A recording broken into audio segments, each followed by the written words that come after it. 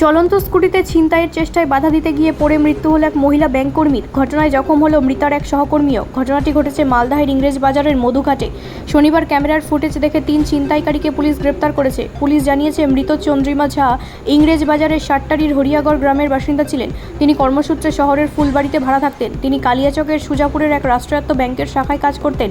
জখম পুরাতন মালদহের শাহাপুরের ডিস্কো মোড়ের বাসিন্দা ঝুম্পা হালদার ওই ব্যাংকে কাজ করেন। তিনি মালদহ মেডিকেল কলেজে ভর্তি রয়েছেন। ছিনতাইয়ের চেষ্টায় ঘটনায় কালিয়াচকের সুজাপুরের বাসিন্দা সাবির শেখ, হানিফ শেখ এবং মোবারক শেখকে পুলিশ গ্রেপ্তার করেছে। অভিযোগ, পিছু নিয়ে এক স্কুটিতে 3 জনে মিলে যুবতীদের ব্যাগ ছিনিয়ে নেওয়ার চেষ্টা করলে ধস্তাধস্তিতে চন্দ্রিমা পড়ে গেলে গাড়ির চাকায় পিষ্ট হয়ে তিনি মারা যান। ঘটনার তদন্ত চলছে বলে জানিয়েছেন মালদহের পুলিশ সুপার অনুপম সিংহ। ব্যুরো রিপোর্ট, রাষ্ট্রীয় প্রসার বাংলা।